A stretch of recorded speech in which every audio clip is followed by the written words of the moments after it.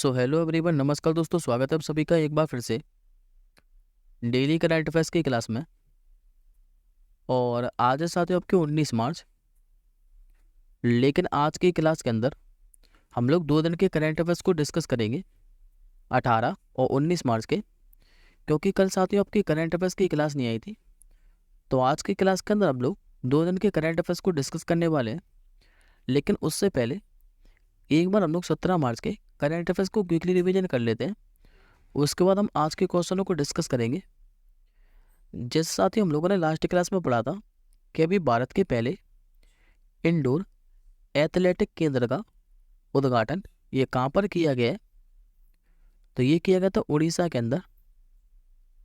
सार्की के शरीर के अंगों के अवैध व्यापार में कौन सा जो राज्य है ये शीर्ष पर रहा था, तो तमिलनाडु। अभी किस राज्य में भारत के सबसे ऊंचे मौसम टावर का उद्घाटन किया गया था, तो मध्य प्रदेश के राजधानी भोपाल के अंदर।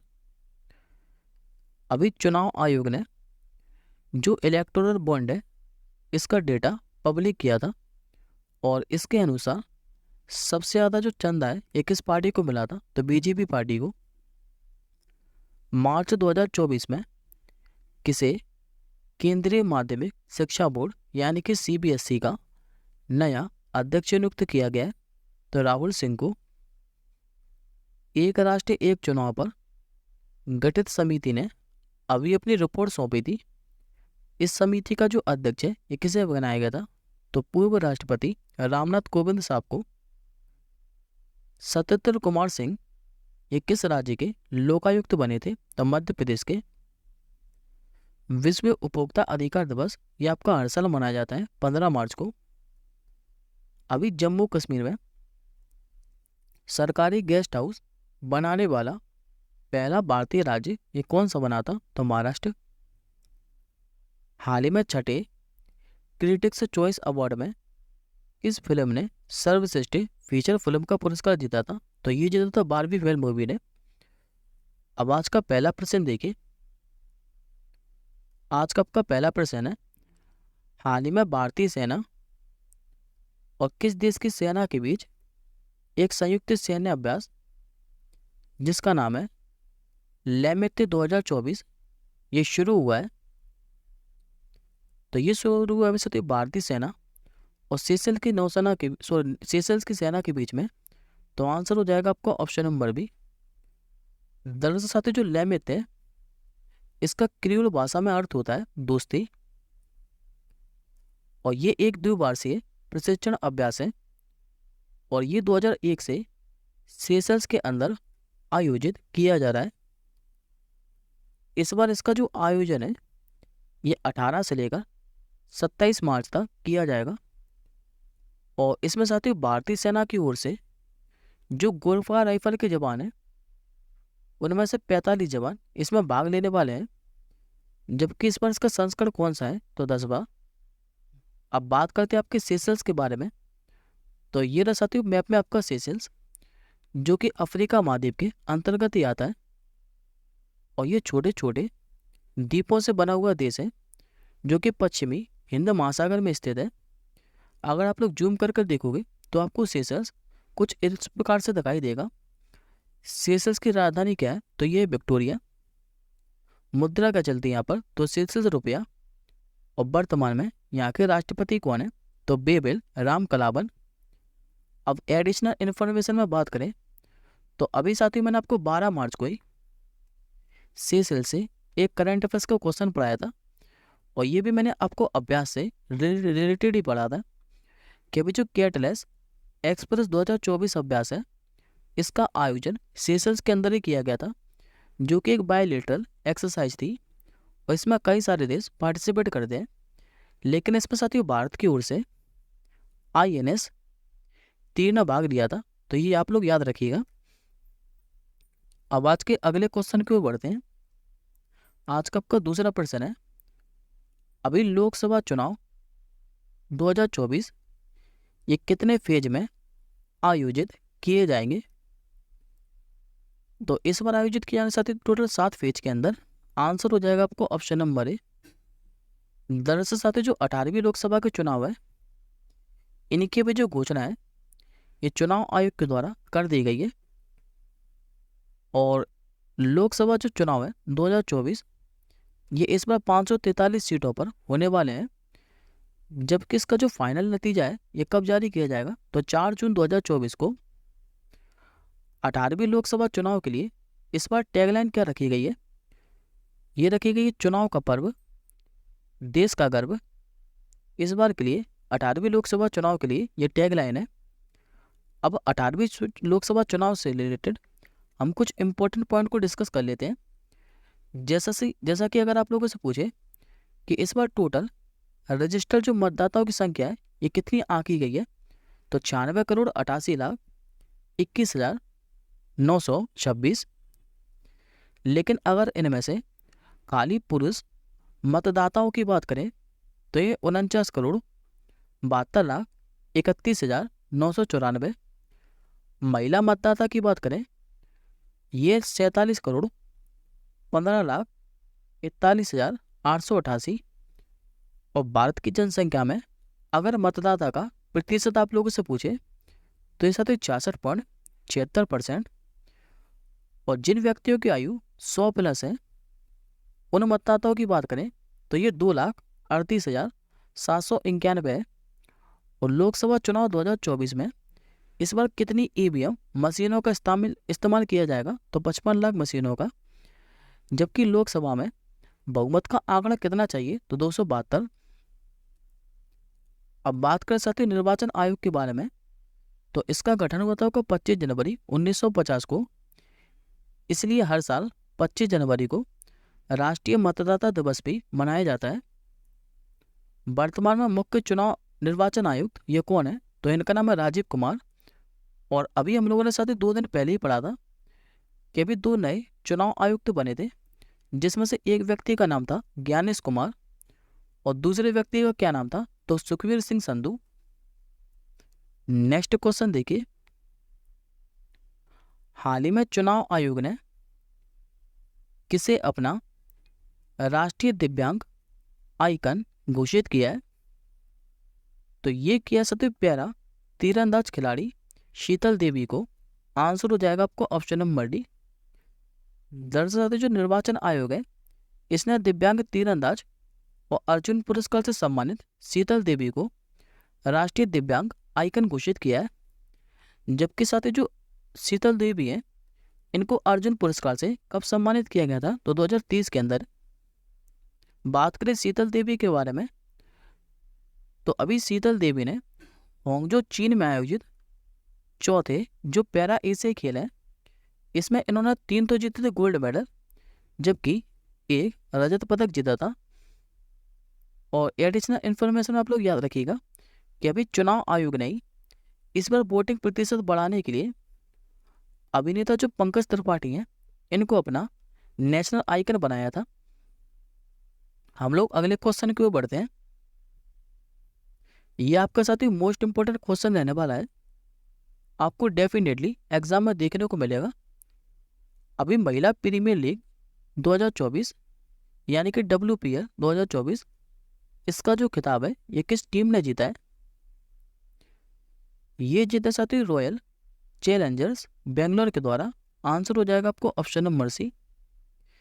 देखिए साथी जो रॉयल चैलेंजर बेंगलोर है इसने भी टाटा महिला प्रीमियर लीग 2024 का खिताब जीत लिया है। इसमें इस बार उपविजेता कौन रही है, तो दिल्ली कैपिटल। संस्करण था इसका इस बार दूसरा। और इसमें साथ जो विजेता टीम है इसको कितने करोड़ रुपए की राशि दी गई है, तो 6 करोड़ रुपए की। जबकि जो उपविजेता टीम है इसको दी गई है 3 करोड़ रुपए की राशि। इसका स्पॉन्सर कौन था, तो टाटा।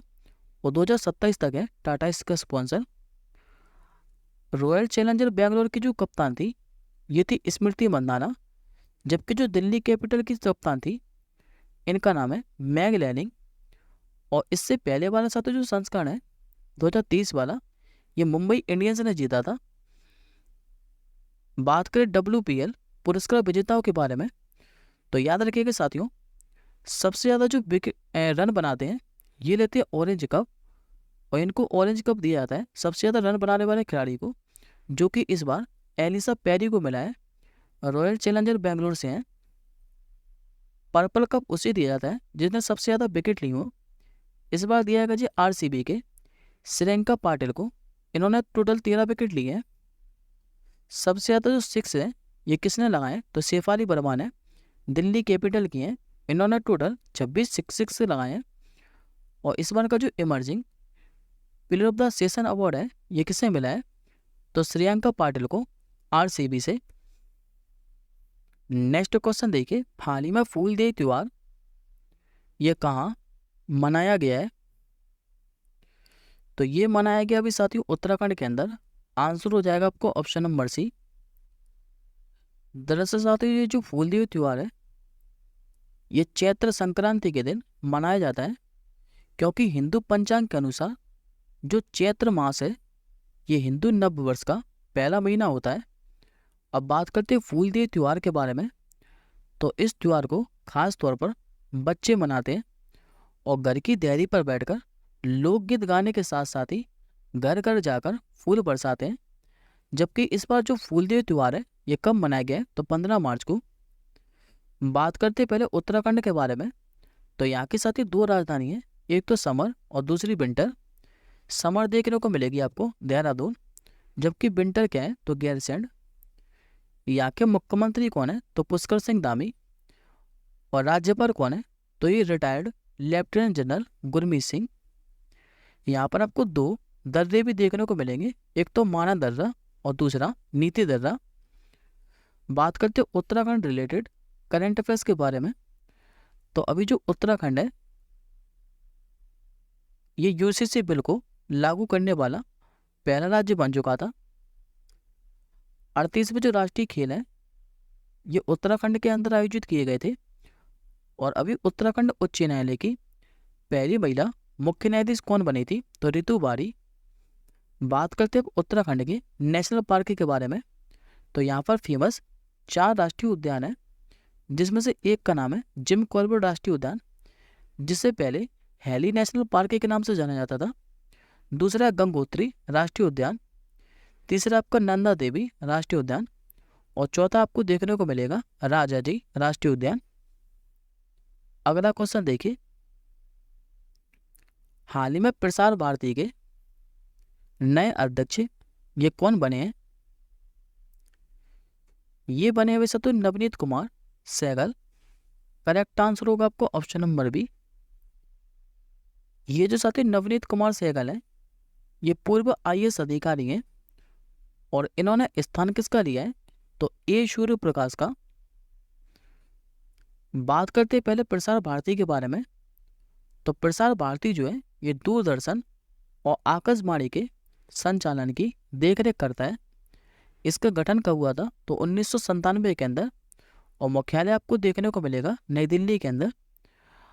अब हम कुछ इंपॉर्टेंट अपॉइंटमेंट को डिस्कस कर लेते हैं। जैसे कि अभी हम लोगों ने पढ़ा था कि जो नायब सिंह सैनी है इनको भी हरियाणा का नया मुख्यमंत्री बनाया गया था। ज्ञानेश कुमार और सुखबीर सिंह संधू का नाम मैंने आपको पिछले क्वेश्चन में भी रिवीजन कराया कि ये अभी नए चुनाव आयुक्त बने थे। एएस राजीव को अभी केंद्रीय सत्कर्ता आयोग के सत्कर्ता आयुक्त बनाया गया है। जो देवेंद्र झाझरिया हैं ये भारत की पैरा ओलंपिक समिति के नए अध्यक्ष बने हैं। एम खानविलकर साहब के बारे में बात करें तो ये भारत के नए लोकपाल बने हैं। राहुल सिंह अभी सीबीएसई के नए अध्यक्ष बने थे निधि छिब्बर के स्थान पर। और संजय कुमार सिंह इनको भी एनएचपीसी लिमिटेड का नया निदेशक बनाया गया। नेक्स्ट क्वेश्चन देखिए, अंतर्राष्ट्रीय जो हीमोफोबिया दिवस है ये कब मनाया जाता है, तो साथियों किसी भी चीज से भय होना यानी कि डर होना, इसी को फोबिया कहते हैं। और इस्लामोफोबिया से मतलब है इस्लाम से डर होना। और ये जो दिवस है ये अंतर्राष्ट्रीय लेवल पर कब मनाया जाता है, तो हर साल 15 मार्च को। आंसर हो जाएगा आपको ऑप्शन नंबर डी। डिटेल अगर इसकी डिस्कस करें तो जो मैं आपको बता चुका हूँ कि इस्लामोफोबिया से तात्पर्य है कि मुसलमानों के प्रति भय या फिर घृणा होना। और वर्ष 2022 में जो संयुक्त राष्ट्र है इसने 15 मार्च को इस्लामोफोबिया से निपटने के लिए अंतर्राष्ट्रीय दिवस के रूप में घोषित किया था। लेकिन पहली बार ये जो दिवस है ये कब मनाया गया था, तो 2030 के अंदर। इस दिवस को जो मनाने का प्रस्ताव है ये इस्लामिक सहयोग संगठन की ओर से पाकिस्तान के द्वारा प्रस्तुत किया गया था। अगला क्वेश्चन डिस्कस करते हैं, क्योंकि अगला क्वेश्चन भी डेज से रिलेटेड ही है। राष्ट्रीय जो टीकाकरण दिवस है यानी कि नेशनल वैक्सीनेशन डे, ये प्रतिवर्ष कब मनाया जाता है? ये दिवस मनाया तब कब? प्रतिवर्ष 16 मार्च को। आंसर हो जाएगा आपको ऑप्शन नंबर ए। वर्ष 1995 में क्या है कि भारत सरकार ने देश से पोलियो उन्मूलन के उद्देश्य से पहली बार पल्स पोलियो टीकाकरण कार्यक्रम की स्थापना की थी। और वर्ष 2024 के लिए इसका विषय क्या है, तो वैक्सीन वर्क फॉर ऑल, ये 2024 के लिए इसकी थीम है। भारत में जो मौखिक पोलियो वैक्सीन है इसकी जो पहली खुराक है ये 16 मार्च 1995 को दी गई थी। और ये जो दिन है ये विश्व स्वास्थ्य संगठन की वैश्विक पोलियो उन्मूलन पहल की याद दिलाता है, जो कि 1988 में शुरू की गई थी।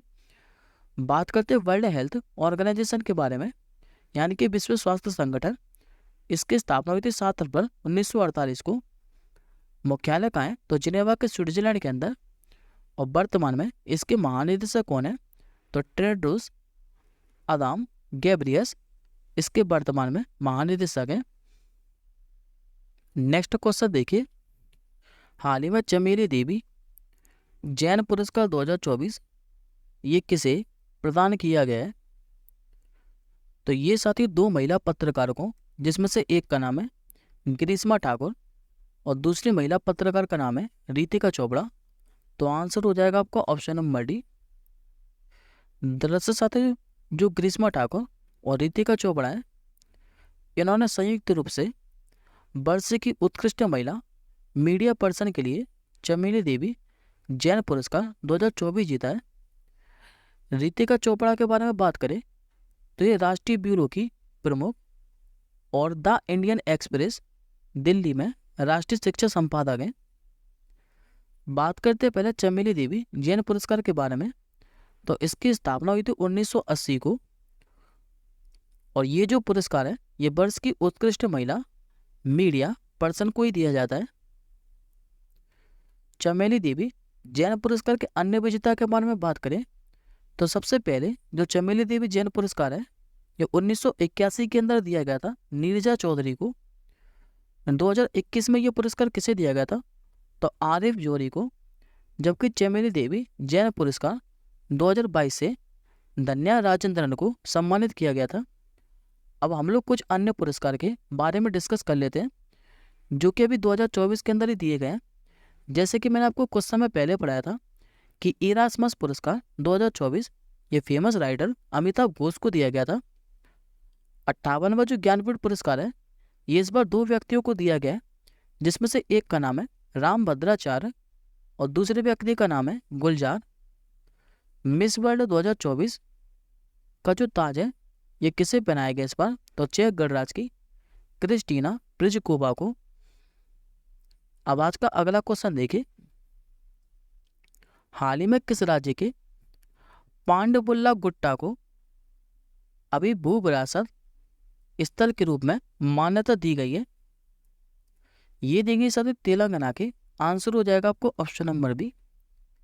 दरअसल साथ जो पांडुपुल्ला गुट्टा है ये तेलंगाना के अंदर जिला है जिसका नाम है जयशंकर भूपालपल्ली, जो अपने पुरापाषाणिक गुफा चित्रों के लिए जाना जाता है। और ये जो पांडुपुल्ला गुट्टा है ये एक मोटे दाने वाली बलुआ पत्थर की पहाड़ी है जो हिमालय की पहाड़ी से भी पुरानी है। और यहीं पर साथियों कहा जाता है कि जो पांडव है इन्होंने एक निश्चित अवधि के लिए निर्वासन में अपना जीवन बिताया था। बात करते हैं भारतीय भूवैज्ञानिक सर्वेक्षण के बारे में, यानी कि जूलॉजिकल सर्वे ऑफ इंडिया के बारे में। तो इसकी स्थापना हुई थी 1851 को। इसका मुख्यालय कहाँ है, तो पश्चिम बंगाल के कोलकाता के अंदर। वर्तमान में इसके प्रमुख कौन है, इनका नाम है जनार्दन प्रसाद। और ये किस मंत्रालय के अंतर्गत काम करती है? तो खान मंत्रालय के अंतर्गत। तेलंगाना से रिलेटेड हम कुछ करंट अफेयर्स के क्वेश्चन को देख लेते हैं। जैसे कि हम लोगों ने पढ़ा था कि जो इंदिरा अम्मा आवास योजना है, यह भी तेलंगाना सरकार ने शुरू की थी। ग्लोबल स्पिरिचुअलिटी महोत्सव, इसका जो उद्घाटन है ये 15 मार्च को राष्ट्रपति द्रौपदी मुर्मू जी ने किया है तेलंगाना के अंदर। और समक्का सरलम्मा जात्रा उत्सव ये मनाया जाता है आपका तेलंगाना के अंदर। नेक्स्ट क्वेश्चन देखिए, अभी किस राज्य में पहली ऑयल पाम प्रोसेसिंग मिल का उद्घाटन किया गया है? ये किया गया साथियों अरुणाचल प्रदेश के अंदर। करेक्ट आंसर हो जाएगा आपको ऑप्शन नंबर सी। दरअसल साथियों भारत के जो प्रधानमंत्री हैं मोदी जी, इन्होंने अरुणाचल प्रदेश में मिशन पाम ऑयल के तहत पहली पाम प्रोसेसिंग मिल का उद्घाटन किया है। अच्छा, इसका उद्देश्य क्या है? तो पाम ऑयल की खेती और कच्चे पाम तेल का उत्पादन को बढ़ावा देना। राष्ट्रीय खाद्य तेल मिशन ऑयल पाम 2021 में लॉन्च किया गया था। बात करते हैं अरुणाचल प्रदेश के बारे में, तो राजधानी यहाँ की ईटानगर। मुख्यमंत्री कौन है? तो पेमा खांडू साहब। और राज्यपाल यहाँ के नए बने थे 2023 के अंदर ही, जिनका नाम है केवल्य त्रिविक्रम पटनायक। अरुणाचल प्रदेश से रिलेटेड करंट अफेयर्स का क्वेश्चन डिस्कस कर लेते हैं। जैसा कि हम लोगों ने पढ़ा था कि हर घर जल योजना के तहत अभी 100% कवरेज हासिल करने वाला अरुणाचल प्रदेश जो है ये पहला पूर्वोत्तर राज्य बना था। नेक्स्ट क्वेश्चन देखिए, अभी 18 मार्च 2024 को पश्चिम बंगाल का नया पुलिस महानिदेशक यानी कि डीजीपी ये किसे बनाया गया है? इनका नाम साथियों विवेक साय। आंसर हो जाएगा आपको ऑप्शन नंबर बी।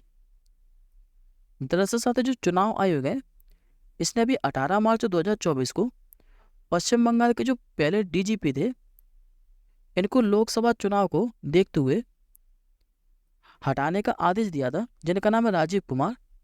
और इसके बाद हाल फिलहाल कुछ ही देर के बाद जो नया महानिदेशक है ये आईपीएस विवेक साय को बना दिया गया था। बात करते हैं आपके पश्चिम बंगाल के बारे में, तो राजधानी क्या है? कोलकाता। मुख्यमंत्री यहाँ की ममता बनर्जी। और 2023 के अंदर ही यहाँ की भी नए राज्यपाल बने थे, जिनका नाम है सीबी आनंद बोस। पश्चिम बंगाल के राष्ट्रीय उद्यान के बारे में बात करें तो यहाँ पर साथ ही गोरुमारा, जल्दापारा, न्यूरा वैली, सिंगलीला, सुंदरबन राष्ट्रीय उद्यान जो कि एक टाइगर रिजर्व भी है, और एक और है बक्सर राष्ट्रीय उद्यान। ये 6 के 6 जो राष्ट्रीय उद्यान है ये पश्चिम बंगाल के अंदर स्थित है। और एक नाम साथियों आपको इसमें और दिखाई दे रहा होगा, नीना सिंह का। ये अभी सीआईएसएफ की पहली महिला महानिदेशक बनी थी। नेक्स्ट क्वेश्चन देखिए,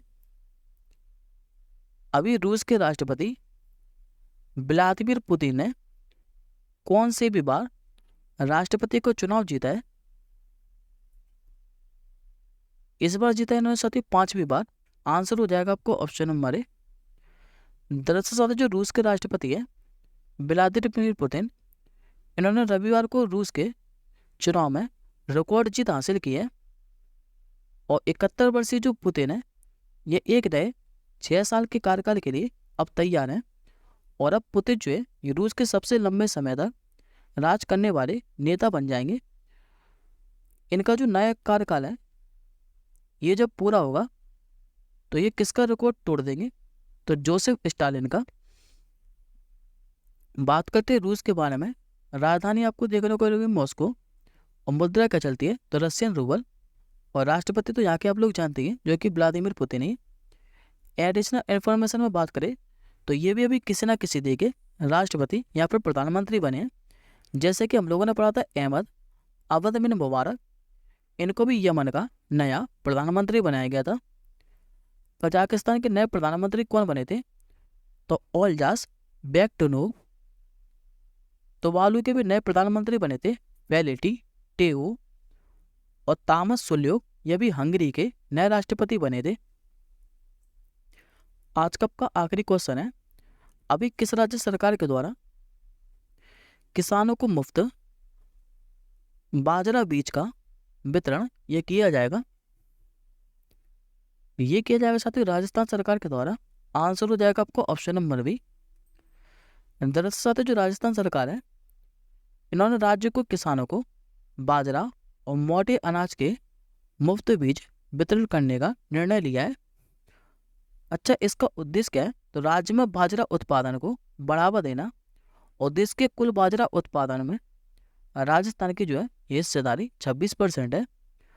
राजस्थान सरकार ने 2022-23 में राजस्थान बाजरा प्रोत्साहन मिशन शुरू भी किया था।